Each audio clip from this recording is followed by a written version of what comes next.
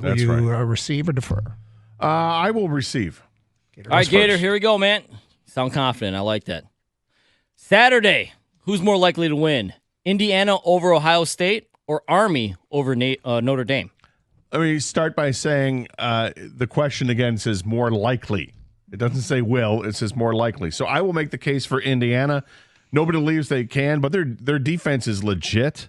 People don't like their schedule. Fair enough, but they've blown everybody out, basically. I guess they didn't blow out Michigan, but they beat Michigan, and their defense was strong in that game as well.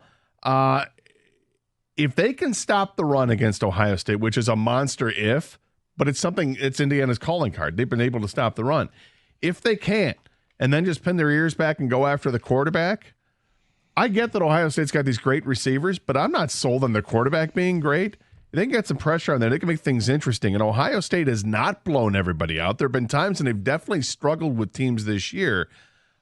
I like Indiana as a team. I'm not saying they're going to win, but I think they can keep this thing close and keep themselves in the college football playoff. Okay, I would agree. If you look at Ohio State, they've had some injuries up front. They lost their starting left tackle, put a backup in. They lost him. They bumped their left guard out to left tackle.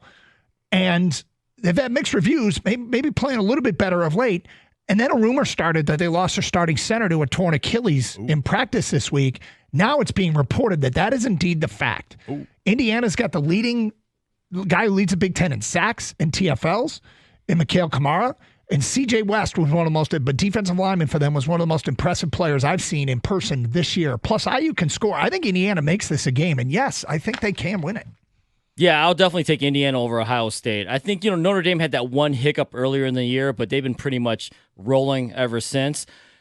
You just mentioned it, Doug. Ohio State's offensive line's down 2 starters, and the backup to one of the starters might be out this week as well. That starting center being out, the left tackle being out.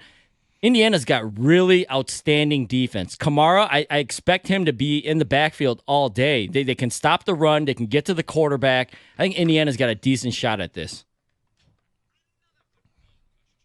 All right, college football standings, they came out last night. Of the 4 first-round on-campus matchups, which would you most want to go?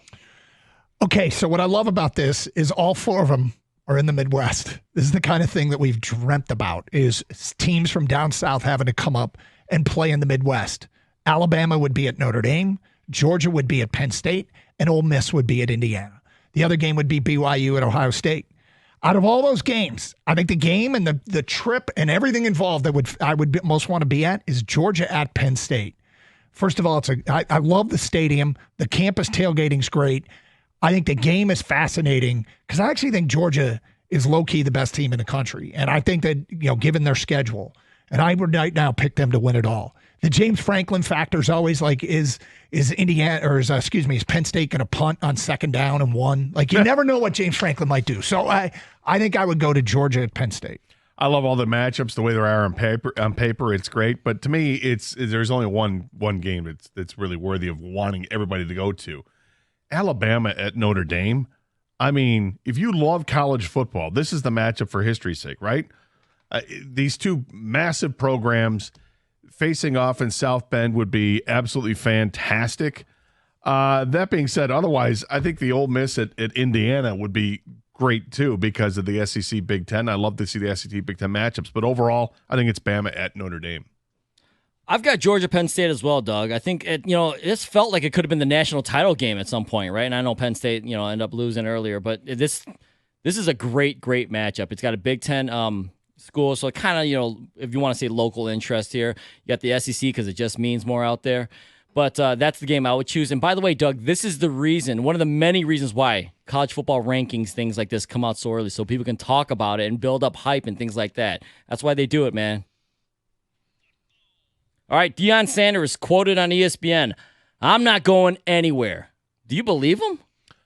Well, look, if you were to go back on his word, he wouldn't be the first guy to do it. But unless he can be guaranteed to coach his son, I think he stays true to his word. Getting a taste of success this year. They've doubled the win total already over last year.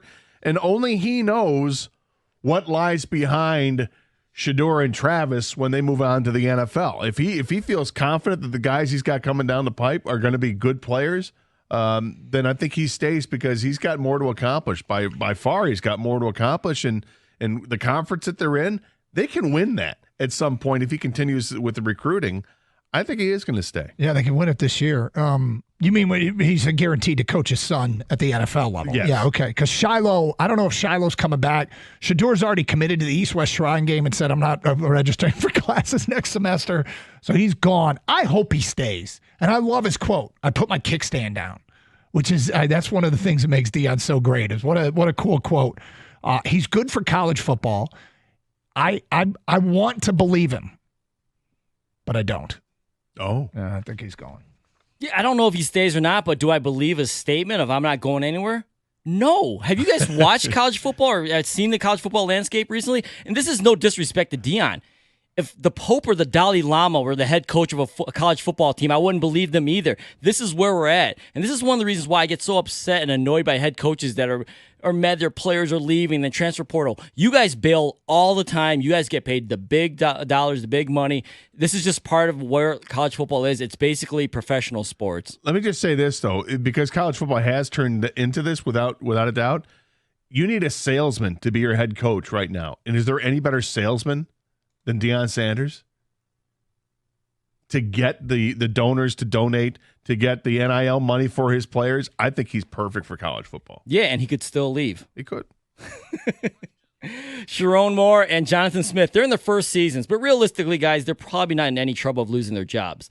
But what Big Ten head coach do you think maybe let go at the end of the season? Okay, I mentioned earlier that coaches aren't going to get fired as quickly as they used to, with schools needing to come up with that right now reported limit of $20 million in NIL to pay student athletes. So you have to look at the buyouts and where they are in their contracts. It's going to be guys near the end of the contracts where the buyouts are less. I think Mike Locksley of Maryland, 1-5 in the Big Ten in year 6, and he has one of the smaller buyouts in the Big Ten. So if I had to predict the guy, I would go him. Ryan Walters at Purdue might be in trouble, a 1-9 record, but he's only in his second season. I think they won 4 games last year. But he's like 38 years old, and I think that there's promise there with a younger guy being the head coach. I think it's way too soon to cut somebody after just 2 seasons, even if this is a bad season, but they've had some circumstances there. I'm kind of with you. I'm not sure anybody gets a Ziggy this year in the Big Ten. I don't know if this is the year that you decide to cut coaches. If Ryan Day loses to Michigan this year, he will get fired immediately after the game. But other than that, I think I'm going to go out on a limb a little bit here. I'm going to go Lincoln Riley. All right, just because a couple years ago they were in the talks of like winning the national title, and what has he done since then? I feel like, and I think we all feel like USC should be a lot better than what they are. It makes no sense why they aren't better. They have the alumni, they have the brand and nice location, all that stuff. They should be better, but. Other than me throwing Lincoln Riley out there, I'm not sure anyone gets fired either. All right, last year Matt Rule was 5-3 in his first year with the Cornhuskers, and Nebraska ended up losing their final 4 games to miss a bowl. This year, they started out 5-1 and have lost 4 straight.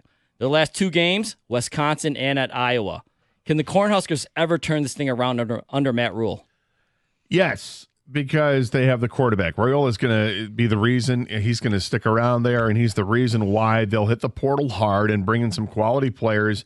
I'm not sure they're going to contend anytime soon, but turning things around, getting it to be a winning program, I think that's absolutely in the cards, and it's right around the corner for Nebraska. I hope so, because I like it when Nebraska's good, and it's a great trip. Anybody's been out there, and they got a ton of tradition. But when they left the old Big 12, I don't think they anticipated that they were cutting off a lifeline of recruiting to the state of Texas. They used to kill it in Texas, and they're not quite getting as many players out of Texas as they used to. And in the old Big 12, they played at Baylor, Texas, Texas Tech, Texas A&M, and that's all been jumbled now. But I think they inadvertently cut off a recruiting pipeline when they left the Big 12. It's hurt them, and it's made it so much harder. I don't know if they're ever going to win the way they used to, because I don't know what their recruiting base is anymore. Yeah, I think they can turn the corner under Matt Rule. I've been a Matt Rule guy since he got there. And earlier this year, I didn't think they started off hot, but I didn't think it was going to last because they need Raiola to get the experience. And I do think they have the right quarterback. As soon as Raiola gets over this cosplay of Mahomes that he's going through right now and just actually focuses on playing football instead of just looking like Mahomes, I think they'll be fine.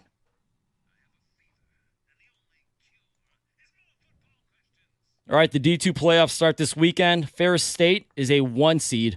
Grand Valley is a 2 seed.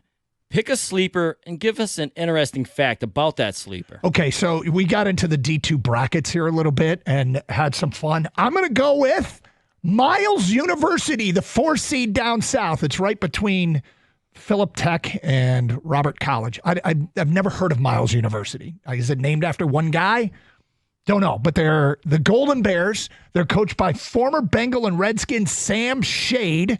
They're a historically black college in Fairfield, Alabama. And according to their official stats on their website, one of the players for their team that threw 40 passes this year is number 12. That's how it's listed in their official stats. So go Golden Bears of Miles. Look, I may just be going with chalk here, but how do you go against Harding? Honestly, defending national champions. They lost only once this season. They averaged like 400 yards on the ground. They absolutely control the game. They lead the nation in points per game at 52. Points allowed at 8.6. This team is built for cold weather. They're built to slog it out. It's championship football. It's what they do. Even though they're from Searcy, Arkansas, the Bison are ready to take care of Pittsburgh State this weekend and show that the repeat is coming. It's D2, guys. They're all sleepers. But since you're forcing me to pick somebody, I'm going to go with Carson Newman. Here's the fun fact that you may not know. Did you know they are actually called Carr and Newman, but everyone thinks it's Carson Newman, and so they just went with it. Carson Newman. Nice. Well played. Like Carson Anderson. We'll keep our eyes on the D2 playoffs. Although deep down, go Bulldogs, go Lakers. Yeah. We've got some dynasties here in our state. And that concludes the college football blitz thingy.